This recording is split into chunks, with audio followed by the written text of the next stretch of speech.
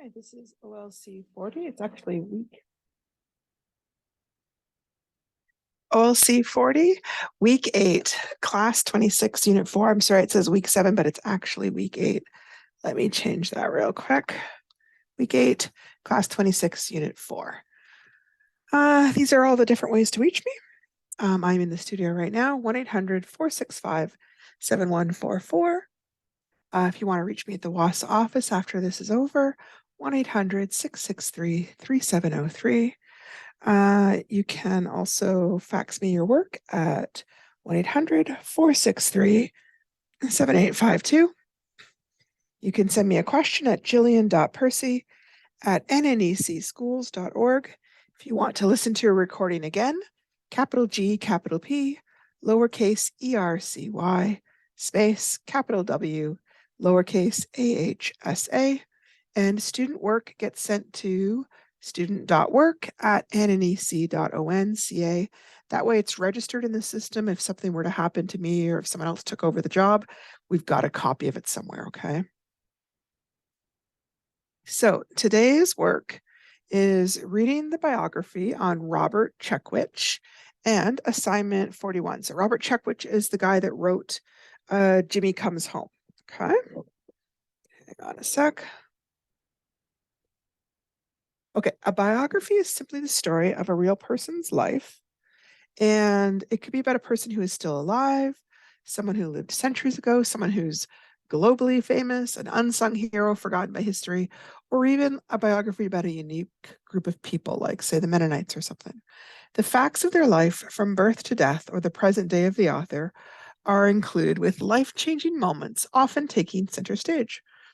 The author usually points to the subject's childhood, coming-of-age events, relationships, failures, and successes in order to create a well-rounded description of their subject. Biographies usually require a great deal of research. Sources of information could be as direct as an interview with the subject, providing their own interpretation of their life's events. When writing about people who are no longer with us, biographers look for primary sources left behind the subject, and if possible, interviews with friends or families. Historical biographers may also include accounts from other experts who have studied their subject. So, for example, if you were doing an article on, say, Abraham Lincoln, any journals he kept would be something you could report on, or orders that he wrote, or letters that he wrote to other people, newspaper accounts, articles and opinions that people wrote at the time about him, articles since then, interviews that got done with the family at the time. Those are all ways that people would collect information to write a biography that is as accurate as possible. The biographer's ultimate goal is to recreate the world their subject lived in and describe how they functioned within it. Did they change their world? Did their world change them? Did they transcend the time in which they lived? Why or why not? And if they did, how? These universal life lessons are what make biographies such a meaningful read. Now, in this case, we're basically reading a biography about an author. So this is from lesson 17. It's that we are demonstrating writing a summary. This is worth 15 marks total. For this activity, you're going to use reading strategies to identify the main idea and the supporting details in a short biography. And then you're going to write a summary of the text you just read. So use the checklist and the rubric, which I'll show you shortly, to help guide your writing. Here is the assignment. Assignment 41, the summary. You are to read the short piece about Robert Checkwich on the next page. Be sure to underline or highlight information that you would like to include in your summary. Write a one-paragraph summary of the biography you have read. Your paragraph will have at least 5 or 6 sentences and contain the main idea of the article with some supporting details. Remember, your audience is an adult interested in reading about the author of the Green Star Lake series. Submit both a rough copy and a final copy for your summary to be marked. This is more details about the assignment. You should make sure to do the following. Use your reading strategies to identify and highlight the main idea and the details in the text. Use the checklist and rubric provided to write your rough draft. Hand in your rough draft. Revise your work. Prepare a final copy for your portfolio and for your teacher. Okay, here is the biography. It's not very long. Robert Checkwich spent several years as a language arts teacher and school principal in First Nations communities in northern Manitoba, Cree, and northern Quebec, Algonquin. The people and events he writes about in the novels are fiction, but are reflections of his experiences in the North. I began to realize that interest in reading dropped off significantly as First Nation students progressed through the middle years, Robert said. Students who had difficulty reading after grade 4 or 5 were losing interest in books, making it challenging for teachers who often find considerable differences in reading levels within one class. By the time students reached grade 10, many were 2 or 3 grades below where they should be in reading skills. That made it difficult for them to read math questions and texts in other subjects. This contributed to feelings of frustration and a lack of confidence, and also was a definite impediment in their efforts to graduate from high school, especially when they had to attend schools outside their communities. He found there was little reading material to which older students in the North could relate. I felt the life they knew in Northern communities, the unique situations and activities, the traditional ways could form the basis of novels to interest students who might not otherwise read much fiction. This has been my goal from the beginning, to get students to read the first few pages and want to continue reading. Hang on. Checklist. So as you're doing this, the writing, here are the questions to ask yourself. Number 1, have I clearly stated the main idea? Number 2, have I included at least 2 supporting details needed to understand the main idea? Number 3, do the details clearly relate to the main idea? Number 4, are my sentences in an order that makes sense? Number 5, have I written a closing sentence that reminds the reader of what has been written? Number 6, have I used my own words? In other words, don't just write a quote right from the article. Remember that the overall paragraph needs to be at least 5 to 6 sentences. The rubric for the assignment is on the next 2 pages. It's on 1 page in your unit, but the print is so small, it was kind of hard to read if I kept it all as 1 page. So we've got the top of the page on the first, and then the bottom of the page in the next one. So level 1, level 2, level 3, level 4. Just for clarity's sake, this means this is an A. This is essentially a B. Level 2 is a C. And level 1 is a D. So the first section is about thinking and inquiry, reasoning, and the format. So an A would be the essential information is thorough, lots of supporting details. There's exceptional clarity in summarizing the main idea. B would be essential information is included, supporting details, and you accurately summarize the main idea. Level C is some information is thorough. There's some supporting details, and it somewhat accurately summarizes the main idea. Maybe something's been left out. Maybe something hasn't been quite stated clearly. Level D, little or no information has been included.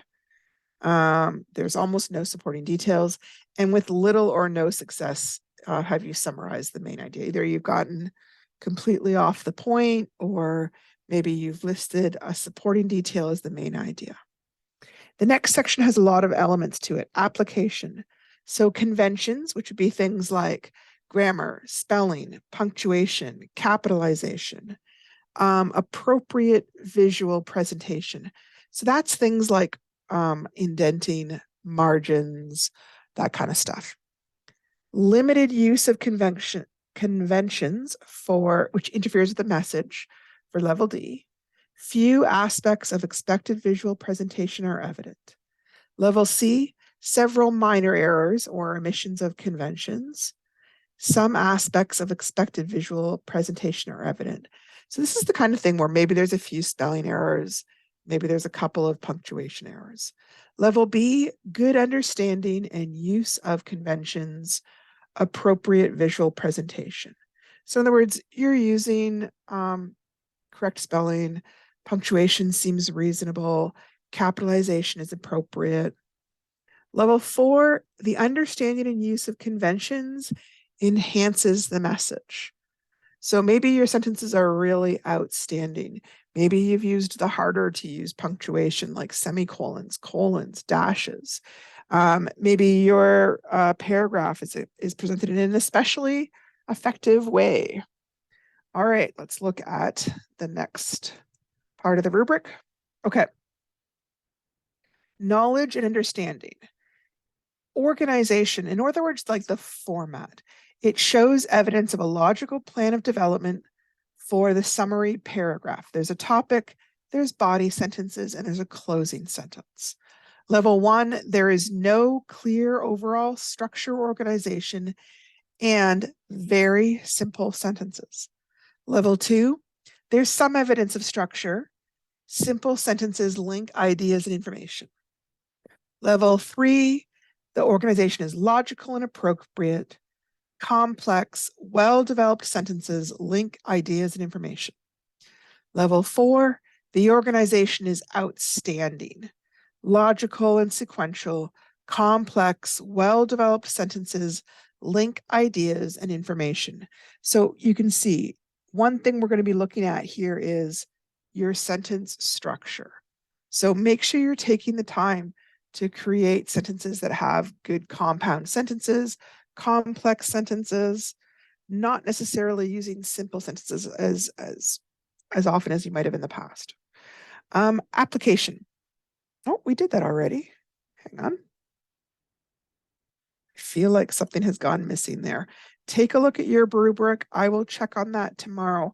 That should be something different. And yet it's the same. All right, I've missed the arm and I apologize. I'm not sure what. Lesson 17, mark sheet. The only assignment in lesson 17 is the summary. This is the rubric. It's more general, which is why we've given you the more specific rubric. How to state the main idea. I think this is a concept that is very easy for some people and then is kind of not so clear to other people. And it can be hard to explain. So I'm doing my best here. I hope it makes sense to you. Sometimes students will try and oversimplify a paragraph into one word, and usually that's the topic. It's not actually the main idea. So let me show you what I mean. It's usually very vague. Like, for example, if I say the main idea is bees, that's really the topic. The main idea might be bees are vital for the survival of plants, which we rely on as food. So that's the idea about the topic. Maybe I say the main idea is Christmas. That's just the topic. Better might be the main idea is how developing traditions for Christmas can help family and friends feel more loved and connected to each other. So if you're stating the main idea could stand on its own as a sentence. It's not just one word. So be very cautious when you're looking at this biography and thinking about what the main idea is. So simply saying the name of the person who the biography is about is not the main idea, okay? So don't fall into that trap. Okay, another way to find the main idea is the use of keywords. Sometimes certain words or their synonyms are mentioned repeatedly, which can make the main idea very obvious.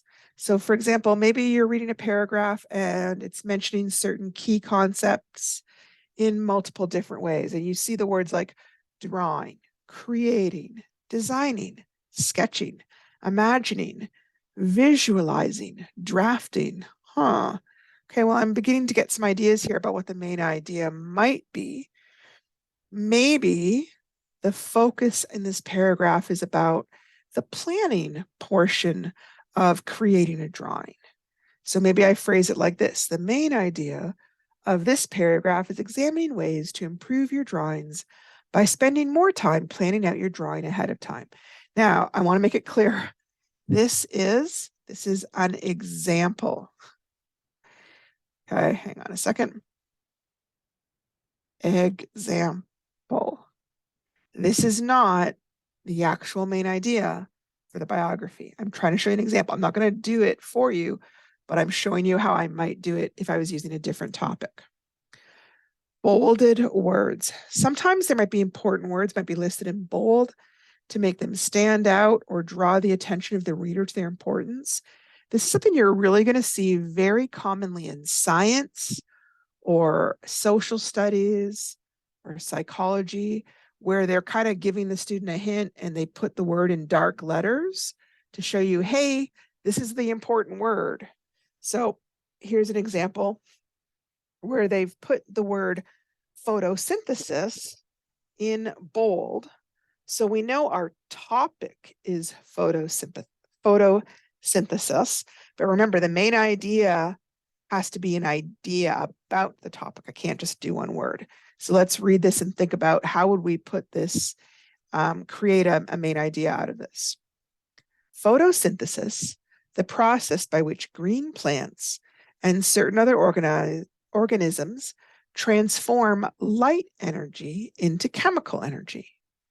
During photosynthesis in green plants, light energy is captured and used to convert water, carbon dioxide, and minerals into oxygen and energy-rich organic compounds. It would be impossible to overestimate the importance of photosynthesis in the maintenance of life on Earth. If photosynthesis ceased, there would soon be little food or other organic matter on Earth.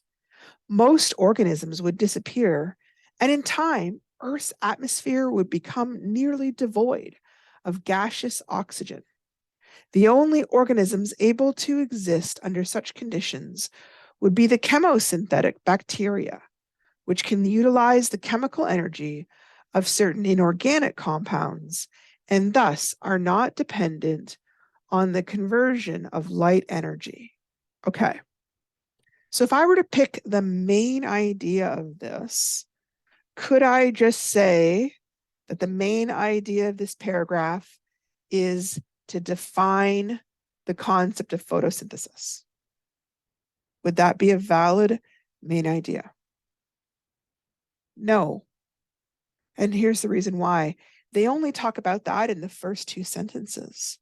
The other sentences are going on about something else. So the other sentences are beginning to talk about how important photosynthesis is for the maintenance of life. And the reason is because there wouldn't be food much left, there wouldn't be much oxygen left. Very few organisms would be able to exist if photosynthesis was no longer working. So the idea is more the importance of photosynthesis to maintaining life on Earth, right? And they kind of talk about this here. And we would want to put that here. Let me see if I can, I would want to put that in my own words. I wouldn't want to phrase it exactly that way, but that's kind of a key point, right? So I might say something like, the main idea of this paragraph is to explain how important the process of photosynthesis is to the continuation of life existing on Earth. Okay, So I'm stating the same kind of concept, right? Now, it won't always be like one sentence stands out like it did in this paragraph. Sometimes you're gonna have to think about it a little bit more, but that's kind of one example of how to figure out the main idea. Okay, let's take a look at the next thing. Sometimes you might see a phrase or similar phrases might come up several times. Another reason for the war, one of the most important reasons for the war, a key event that caused the war. Okay, so I'm seeing the word reason or key event coming up over and over again. So I'm beginning to think that maybe this paragraph was about the reasons for the war. So I might say something like, the main idea is to understand the reasons why World War II began. One way to think about the main idea is to think about thick ideas versus thin ideas. Sometimes people find it helpful to think about what this means, a thick detail or a thin detail. Like if you just take a look at each sentence. So a thick detail will be big and need a lot of examples or explanations to really help flesh it out. A thin idea or detail is usually a smaller detail and it won't really have a lot to explore. Often it's just a fact that might be interesting, but it's not really a big idea or concept. If you took it right out of the paragraph, it wouldn't really affect the overall meaning of the paragraph. So I've got some sentences here. I've taken them out of a paragraph and I want us to think about, are these thick, big ideas or are they thin, little ideas? Okay. So the war caused food rations in Britain that made people long for the war to be over. Well, I'm going to read some more before I decide, because I'm not really sure what the paragraph is about yet, to know whether that's the big idea or whether it's just a little tiny detail. Manual pistols were still in use during this war. Okay. A major cause of World War II is that the Germans felt that it was unfair that they bore the full brunt of the blame and financial reparations for World War I. Okay. Some people lost whole families in these bombings. The Blitz refers to the strategic bombing campaign conducted by the Germans against London and other cities in England, targeting populated areas, factories, and dockyards. America initially did not want to get involved in World War II because they felt it was a war between foreign nations that didn't really involve them. Some soldiers didn't agree with being involved in the war either.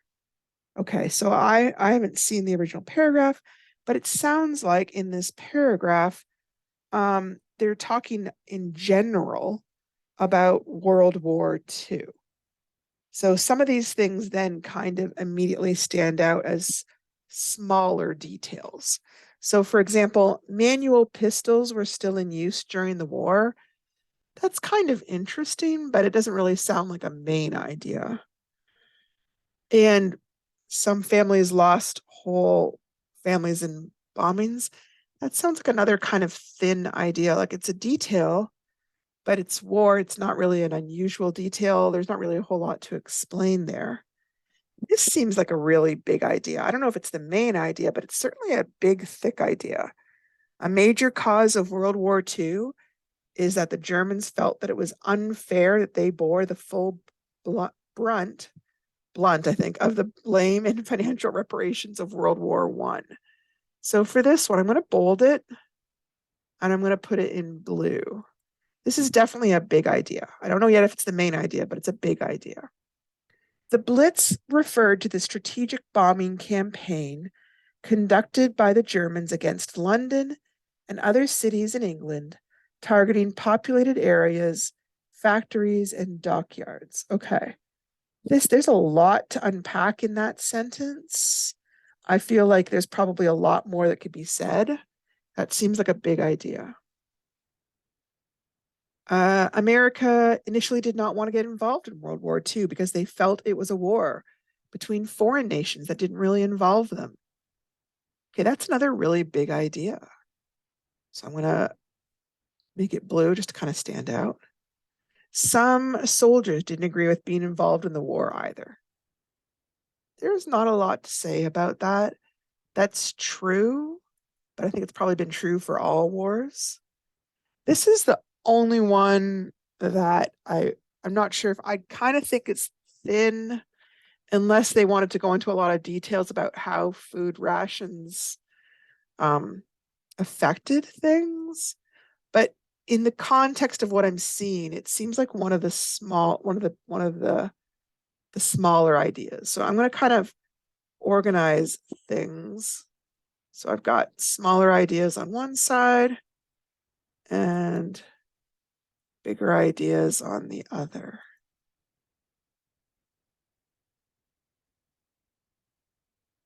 And again, this isn't the whole thing. So these things definitely would not be the main idea. One of these could be. This seems like a smaller concept because it's talking about one part of the war. So it doesn't seem like it could be the main idea. So I'm going to put it over here because I don't think it could be the main idea. I'm sure there's still more to say. Now I've got two. One is about America, one is about looking at World War II in general. Because this one is just involving one country that was involved in the war rather than the main country, I'm going to say this is probably not the main idea. Now, I'd have to look at the paragraph to see if this was the full main idea. But you see how I'm looking at things and thinking about what's the biggest thing. And as you compare them, you begin to realize what is bigger and what are smaller ideas. Okay. Using the examples to help point to the main idea. What are the details trying to explain or illustrate? If there are examples, what overall concept are they trying to demonstrate? Let me see, I'm not sure if the next one is explaining. No. So that's the kind of thing where if they keep saying, things like one way to demonstrate an example of how famine affected countries. Oh, well, does that mean the paragraphs may be about how famine affected countries? If you keep seeing examples that point back to that kind of main concept, then that is maybe the main point, right? So look at the examples to see what they're trying to illustrate and see if that helps you figure out the main idea. Longer articles.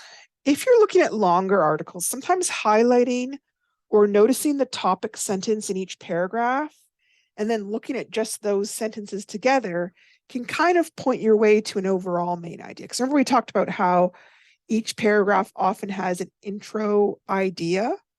So if you're just looking at those intro ideas, what are the main ideas in this essay?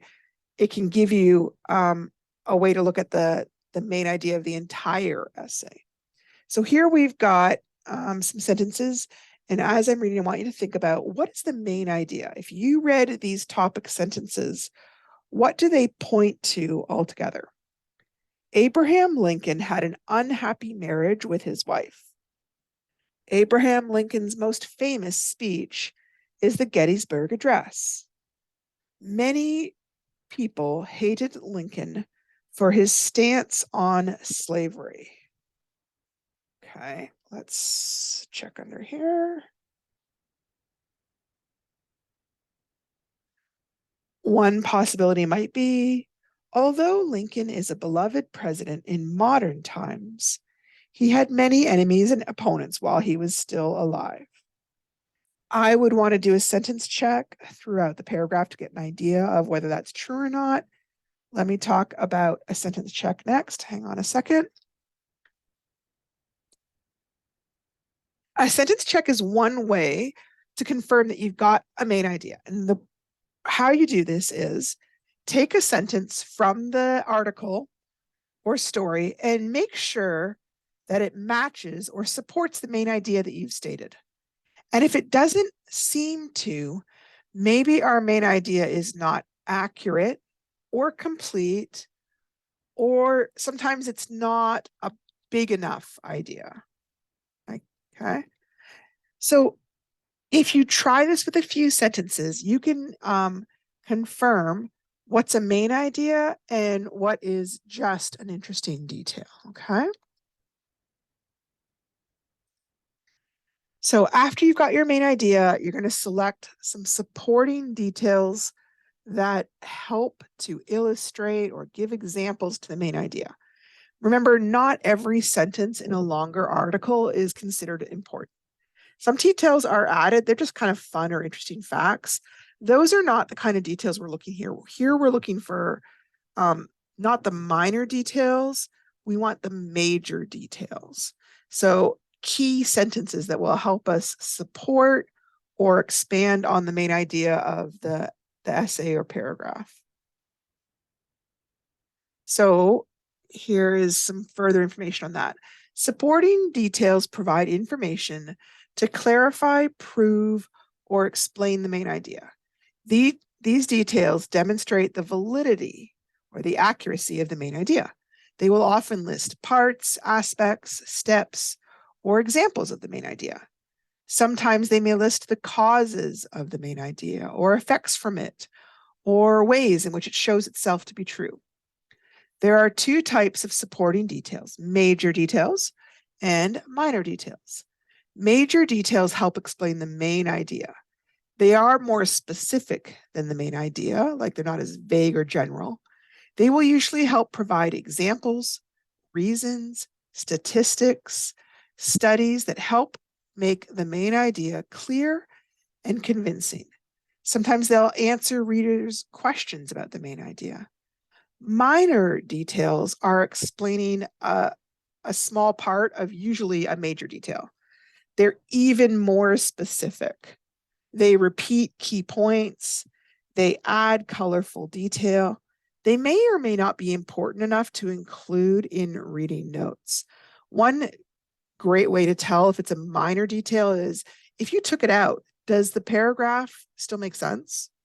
Because if it does, it was probably a minor detail. So here's an example. I really like apples. They are sweet, crisp, and juicy, and just filling enough to take the edge off my appetite. When I eat apples, I think of the vitamins and minerals they contain and the fiber they supply to keep me healthy. So, main idea is I like apples, and here's the reasons why I like apples. They are crisp, juicy, and filling. They provide healthy vitamins, minerals, and fiber. Some extra hints. Supporting details in a sentence or paragraph might begin with some of the following words. For example, for instance, in addition, another, in fact, furthermore, moreover, therefore, as a result, consequently, first, second, third, next, then, last, finally, or etc. So this is a paragraph about Neighborhood Watch. Neighborhood Watch programs are good for everyone. One reason for this is that neighborhood watches unite neighbors in a common goal. Neighbors work together to protect each other. One family's security becomes everyone's concern. Another reason is that neighborhood watches reduce crime in a couple of ways. Posted signs act as deterrents to criminals. Neighbors in these areas are more likely to report any suspicious persons or activities. And finally, watch programs keep neighbors alert. Because neighbors meet regularly, everyone is more aware of events, rules, or changes in the community. All right, so what's the main idea for this paragraph? The main idea is that neighborhood watch programs are good for everyone. And here is a major idea. Neighborhood watches unite neighbors in a common goal. And then they give some little examples. Those examples, those tiny examples, are minor details. Neighbors work together to protect each other. One family's security becomes everyone's concern. Major detail. Neighborhood watches reduce crime. And then they give you some examples, some little details of how that happens. Posted signs act as deterrents. Neighbors are more likely to report suspicious persons or activities. Major idea. Watch programs keep neighbors alert. Minor detail. Because neighbors meet regularly, they are more aware of events, rules, or changes in the community. What are some of the major details from the article on Robert Checkwich that help support your main idea? Remember, if the sentence can be taken out and nothing really is affected in the meaning, it's probably not a major detail. Using my own words. Sometimes when we're trying to summarize a key sentence or concept, it can be really hard to figure out how to put things in our own words. Some ways to do this include leaving out the examples, thinking of synonyms for some of the words, trying to make it shorter or easier to understand in order to show that you comprehend it. It's often best to do a little bit of each of these when you're summarizing to help avoid plagiarizing the work. So here is an example. This is an article about dialysis. Dialysis is a type of treatment that helps your body remove extra fluid and waste products from your blood when the kidneys are not able to. Dialysis was first used successfully in the 1940s and became a standard treatment for kidney failure starting in the 1970s. Since then, millions of patients have been helped by these treatments. Dialysis can be done in a hospital, a dialysis center, or at home. You and your doctor will decide which type of dialysis and which place is best based on your medical condition and your wishes. Dialysis performs some of the duties that your kidney usually does to keep your body in balance, such as removing waste and extra fluids in your body to prevent them from building up in the body, keeping safe levels of minerals in your blood, such as potassium, sodium, calcium, and bicarbonate, helping to regulate your blood pressure. In hemodialysis, a dialyzer, a filtering machine, is used to remove waste and extra fluid from your blood and then return the filtered blood into your arm. Before starting hemodialysis, a minor surgery is needed to create a vascular access site opening into one of your blood vessels, usually in your arm. This access site is important to have an easy way to get blood from your body through the dialyzer and back into your body. Hemodialysis can be done at a dialysis center or at home. Treatments usually last about 4 hours and are done 3 times per week. Some people may need more time for treatments based on their specific needs. So I went back and the sentences in blue are what I highlighted as stuff I thought was really important. And then I created my main idea. And then right now I'm trying to figure out what are my major supporting details. So my main idea I said was dialysis is a medical procedure that is done when your kidneys are not working properly to remove waste and fluid from your body. What should I put next? What's another major detail? I'm going to do 1 or 2, and then we'll kind of go on to the next slide. Where are we at? Okay.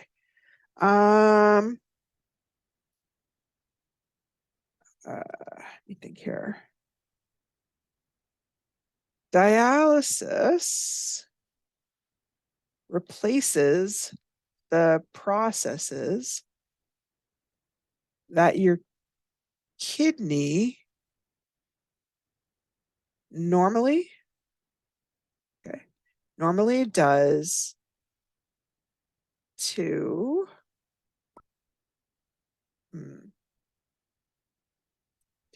keep, I'm going to say keep your body running at this point.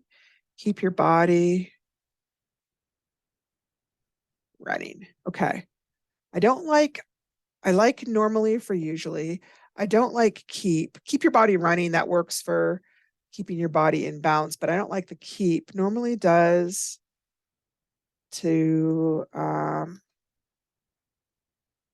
help your body run effectively. Okay. So I've still gotten across this kind of idea, but I haven't just written it word for word. Okay. Let me think here.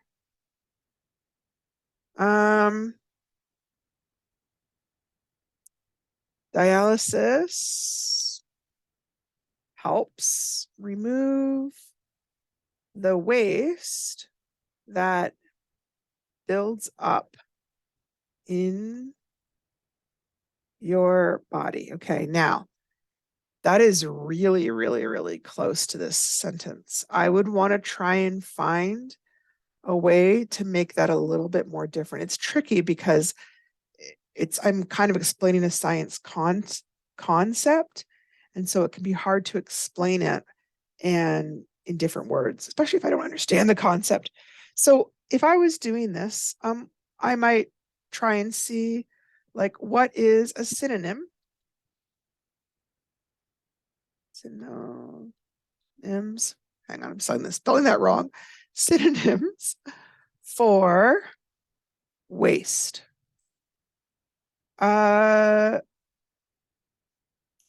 They're using it as a verb there. Hang on a second. Hang on. Okay. So I don't know if we've talked about this much. Sometimes synonyms are going to be different depending on the type of usage. Okay. So here they're going, okay, well, discarded or useless material, garbage, rubbish, debris, junk, trash wouldn't really work, right? But some of those might be words that could help me rewrite this sentence. So let me take a look here. Helps remove the garbage that builds up in your body, and it builds up, accumulates, gathers, that gathers in your body every day, gathers in your body each day because it would eventually be deadly. Okay.